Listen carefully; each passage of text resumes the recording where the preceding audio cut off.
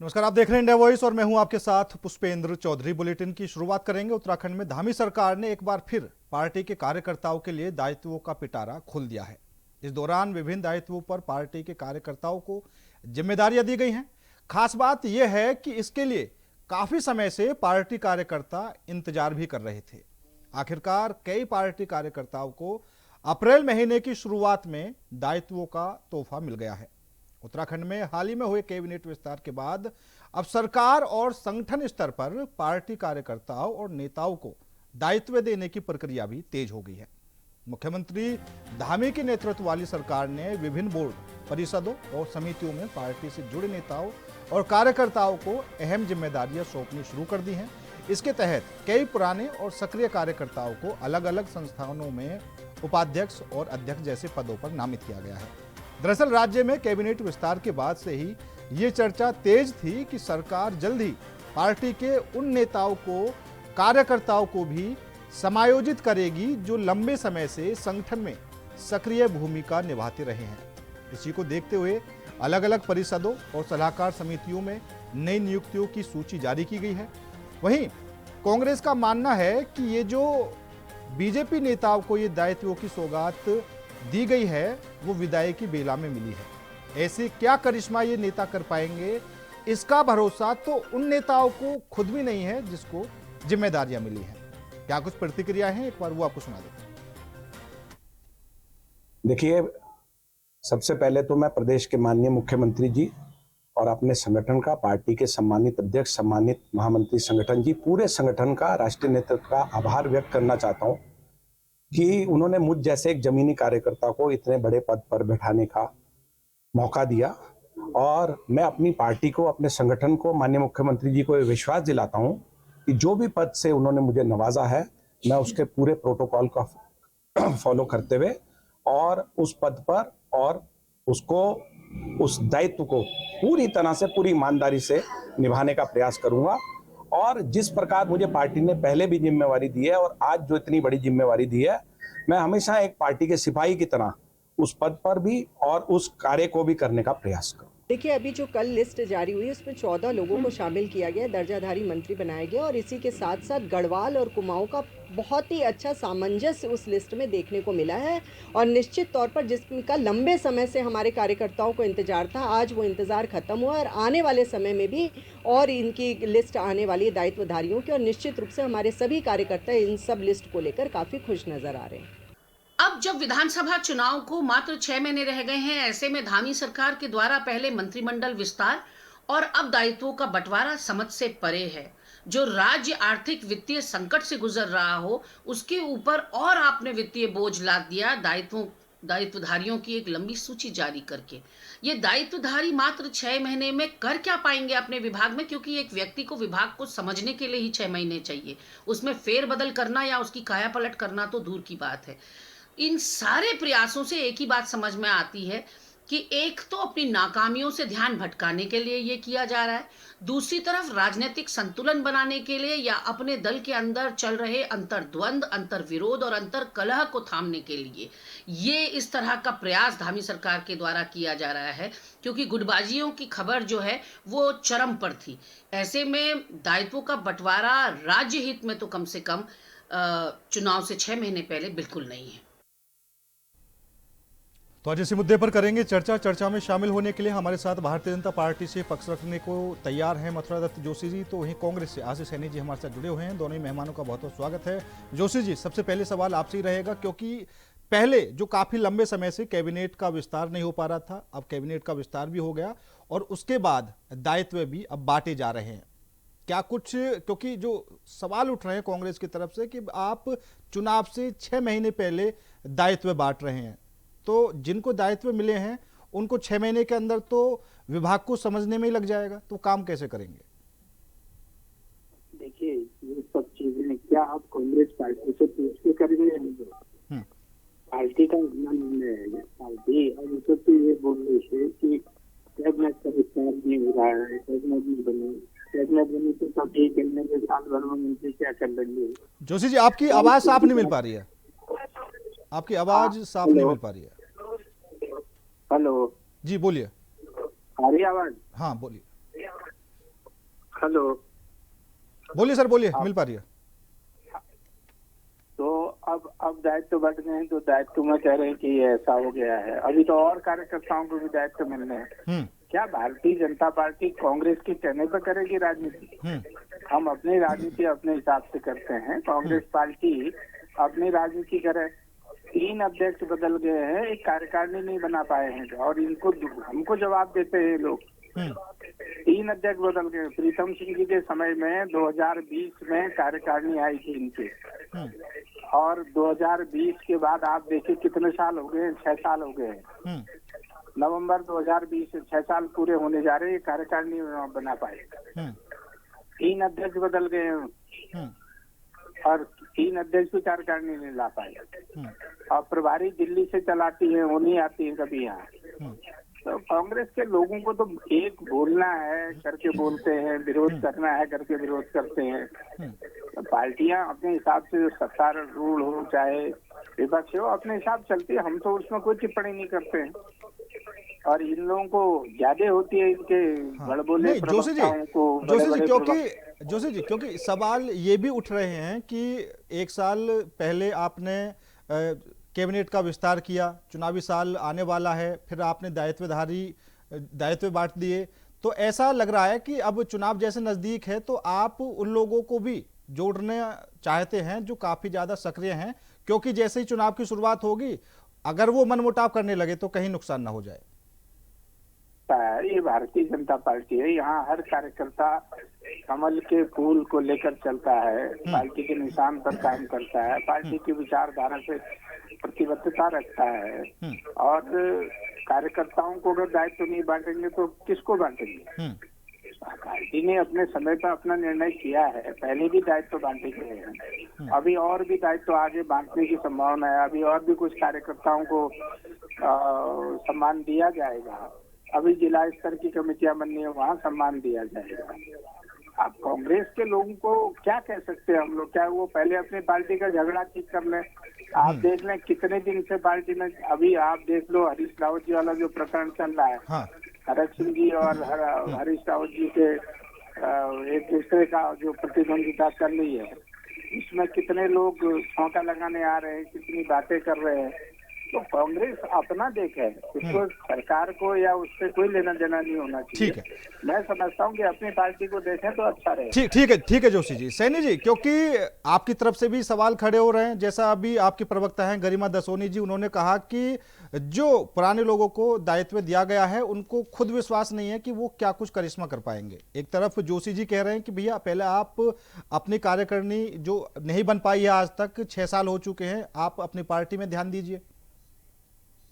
देखिए पुष्पेन जी, 2 चीजें आपने सामने रखी है। नंबर 1 भारतीय जनता पार्टी के दायित्वों का वितरण, और दूसरा इन्होंने कहा कि कांग्रेस की आलोचना का कारण दायित्व वितरण किया गया है। ये दायित्व वितरण के नाम पर जिस तरीके से भाजपा अपने प्रचारकों को गाड़ियां और सरकारी धन बांट रही है, ये सार्वजनिक संपत्ति और राज्य की संपत्ति का दुरुपयोग ही कहा जाएगा, क्योंकि इनका जो उपयोग है वो मंत्रिमंडल में बैठकर कोई उचित सलाह देने की स्थिति में आने के लिए तो उनको समय लगेगा।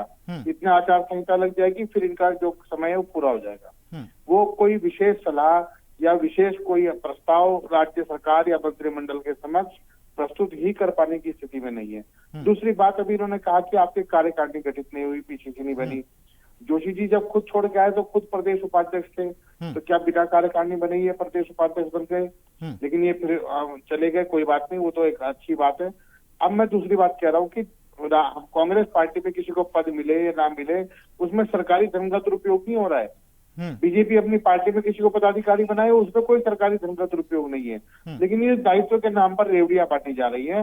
ये सरकारी धन का दुरुपयोग जो करने की कोशिश की जा रही है, केवल उन लोगों को बांटी जा रही है जिनको इनके माननीय विधायक अथवा माननीय मंत्रीगण ये कह रहे हैं कि हमें प्रचार के लिए की आवश्यकता है, चलो इनको लाल बत्ती दे दो ताकि गाड़ी वाड़ी का खर्चा ना डालना पड़े। ये राज्य के ऊपर बोझ इसलिए है क्योंकि ना तो ये राज्य के हित में पब्लिक वेलफेयर का कोई प्रस्ताव ला पाएंगे, और यदि वो ला भी पाएंगे तो उसको लागू कर पाने की स्थिति इसलिए नहीं होगी क्योंकि उस समय आचार संहिता लग चुकी होगी। नई घोषणाएं और नए काम ये नहीं कर पाएंगे। तो इसीलिए पुष्पेंद्र जी हमारी आपत्ति है, वरना हमारी कोई बीजेपी से कोई नाराजगी नहीं है, ना हमारी कोई लड़ाई है। ठीक है। बीजेपी कुछ करे अपनी पार्टी में, हमें कोई दिक्कत नहीं है। ठीक है, ठीक क्योंकि है। जवाब इनको जनता के बीच में देना है। ठीक है, ठीक है। जोशी जी, ये तो बड़ा आरोप लग रहा है, क्योंकि सैनी जी बोल रहे हैं कि हमारी कार्यकारिणी का गठन नहीं हुआ, वो अलग बात है, उसमें सरकारी धन का इस्तेमाल नहीं किया जा रहा, लेकिन आपने जो दायित्व बांटे हैं ये तो आप सरकारी धन उनको दे रहे हैं, गाड़ियां दे रहे हैं, और एक तरह से अब राज्य पर बोझ पड़ेगा। मेरे भाई को शायद एक बात याद नहीं आ रही, मेरे छोटे भाई बड़ा प्रिय मेरे हैं ये आशीष सैनी जी, क्या इस तरह की बात करके क्यों, मैंने इनको पहले भी समझाया कि जब आप क्यों सुनते हैं, होनहार बच्चे हैं ये, आगे बढ़ेंगे राजनीति में, हम लोगों की तो उम्र होगी। हरीश रावत जी की सरकार में आप देखिए 20 दिसंबर से 30 दिसंबर तक दायित्व बांटे गए थे।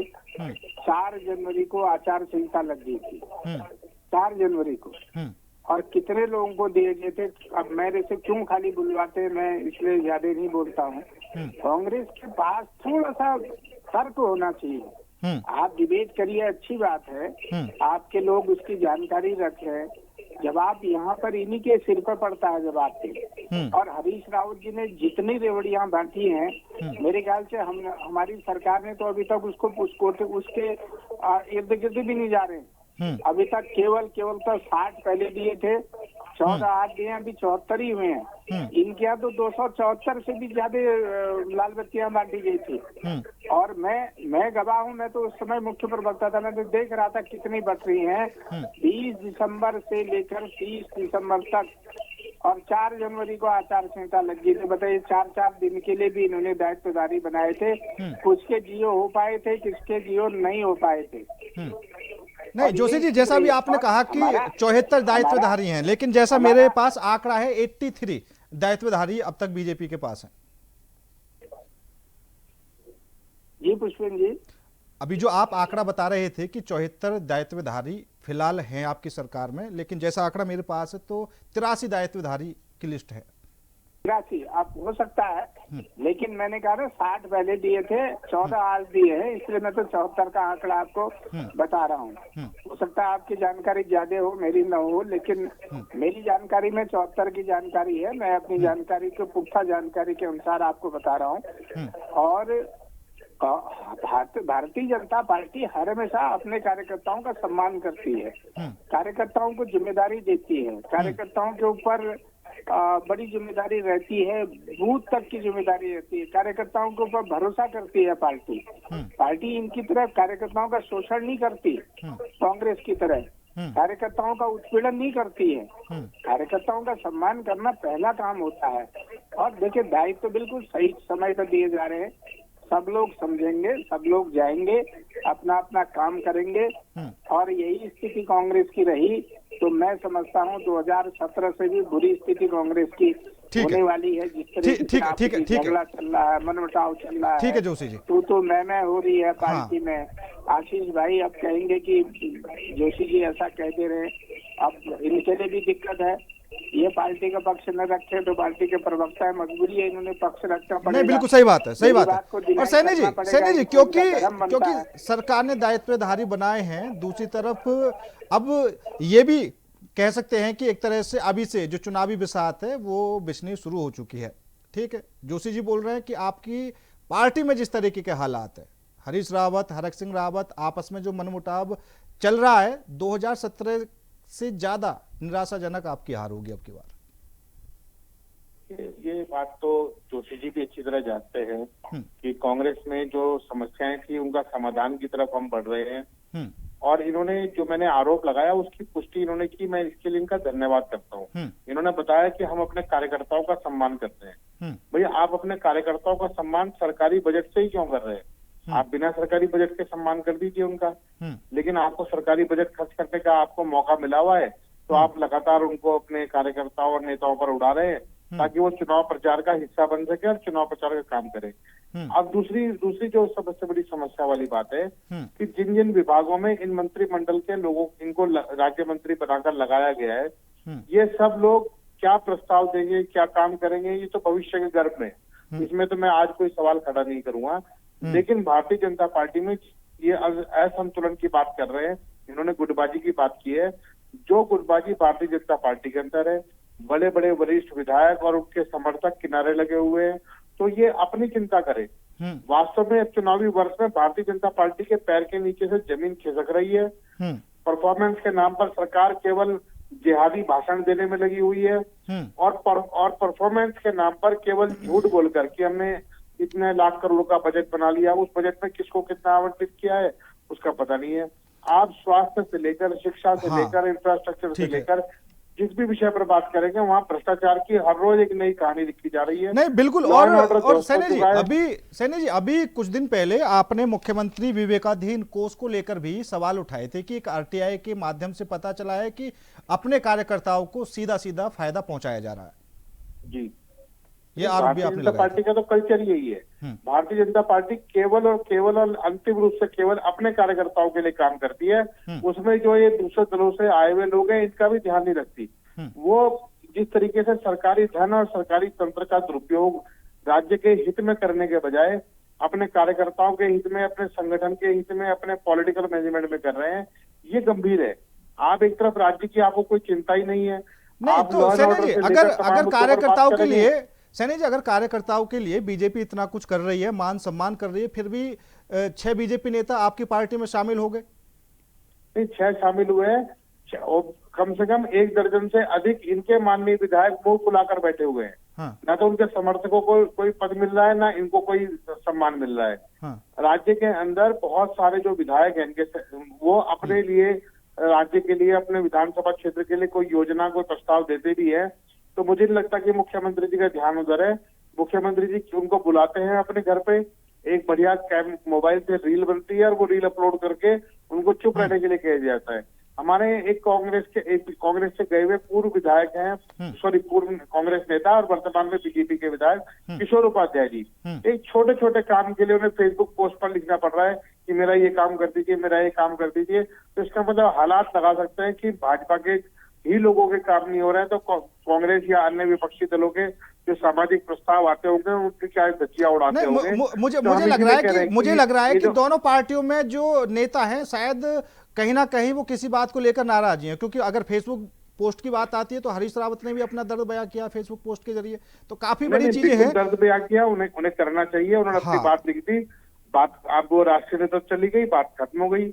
ठीक है, भारतीय जनता पार्टी के तो कोई सुनवाई हो ही नहीं है। ठीक है जोशी जी क्योंकि अभी कार्यकर्ताओं के सम्मान की बात आ रही है, तो सैनी जी का सीधा आरोप यह भी है कि कार्यकर्ताओं का अगर सम्मान करना है तो पैसों से क्यों किया जा रहा है, वो भी सरकारी धन से। सीएम फंड को लेकर भी कुछ दिन पहले कांग्रेस ने आरोप लगाए थे आप पर कि आरटीआई के माध्यम से पता चला है कि जो बीजेपी के नेता है उनको सीधा सीधा फायदा दिया जा रहा है। बात कही कि आशीष भाई पे बोलने के लिए कुछ नहीं है, वो केवल एक बात कह रहे हैं, कार्यकर्ताओं को पैसे से सम्मान दिया जा रहा है। जितने पदों पर भी आप उठा के देख लीजिए, और मैं चुनौती देकर कांग्रेस को कहना चाहता हूँ, आप चेक कर लीजिएगा, संवैधानिक पदों के बाहर और जो भी सरकार के नियत पद हैं जिन पर नियुक्तियां की जा सकती हैं, उन्हीं पर नियुक्तियां की हैं।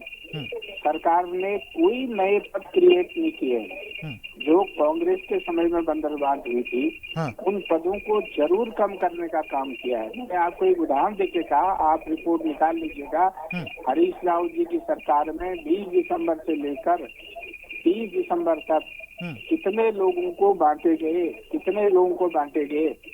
मतलब पद एक के, जैसे मैंने कहा उच्च शिक्षा उन्नयन समिति में हमारे यहाँ केवल एक उपाध्यक्ष है, इन्होंने 4 उपाध्यक्ष बनाए थे।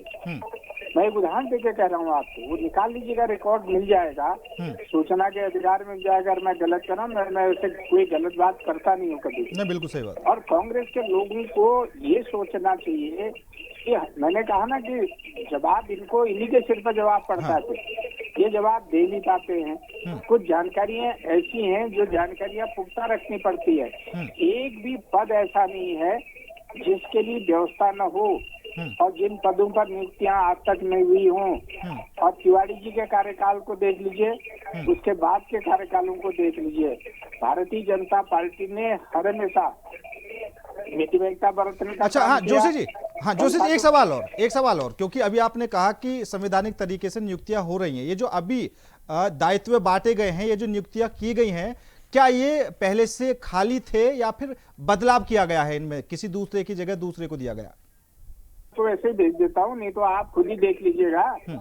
ये सारी स्थायी नियुक्तियां हैं और ये होनी जरूरी हैं और ये हर मंत्रालय में है लगभग।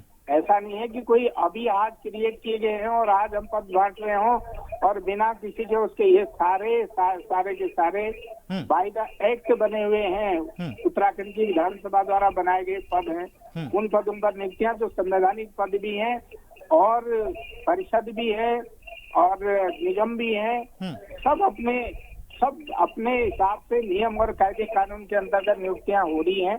कांग्रेस पर बोलने के लिए कुछ नहीं है, कहने के लिए कुछ नहीं है। मैंने तो इसलिए आशीष भाई को प्यार से इनके कार्यकाल की याद दिलाई थी। अब ये उसको याद करना नहीं चाहते हैं क्योंकि इन्होंने गाली देनी है भाजपा को, तो ये दे ठीक है स्वतंत्र है क्योंकि इनके यहाँ तो हर चीज की स्वतंत्रता है, इनके यहाँ तो प्रचलन है। इस तरीके से आप देखिए 4 दिन से आप जो पार्टी के अंदर तू मैं नेता हूँ, मैं क्या हो रहा है क्या नहीं हो रहा, किस तरीके से बातें हो रही हैं, किस तरीके के बयानबाजी आ रहे हैं। हरीश रावत जी कोप भवन में हैं और क्या स्थिति पार्टी की हो रही है। इसलिए मैंने कहा कि अब तो स्थिति ऐसी है कांग्रेस की 2000 से भी 2017 से भी ठीक है सर, ठीक है। सैनी जी बोलिए। मैं देखिए कारण क्या है, मेरे सवाल करने का एक उद्देश्य हो सकता है, मैं विपक्ष में बैठी हुई पार्टी का कार्यकर्ता हूँ। बिल्कुल सही बात। ये सत्ताधारी दल के लोग हैं। सवाल का जवाब इनको देना है, गुटबाजी इनको ठीक करनी है, संतुलन इनको ठीक बनाना है। मैंने कहा कि इनकी पार्टी के बड़े वरिष्ठ विधायक मुंह फुलाकर बैठे हुए हैं, राज्य सरकार चलाने के बजाय मुख्यमंत्री उनके साथ रील बनाने में लगे हुए हैं, परफॉर्मेंस के नाम पर जिहादी भाषण दिए जा रहे हैं। तो आप बताइए ना कि आप प्रदेश का क्या भला कर रहे हैं?